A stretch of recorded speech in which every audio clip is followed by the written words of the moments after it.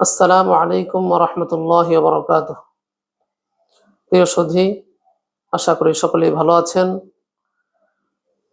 প্রিয় সুধী, আমি আপনাদের সম্মুখে হাদিস পাঠের একটি সিরিজ নিয়ে উপস্থিত হয়েছি। আল্লাহ পাক যদি তৌফিক দান করেন তাহলে ইনশাআল্লাহ ধারাবাহিকভাবে কোরআনের ফজিলত সংক্রান্ত 40টি হাদিস আপনাদের সম্মুখে পেশ করব ইনশাআল্লাহ।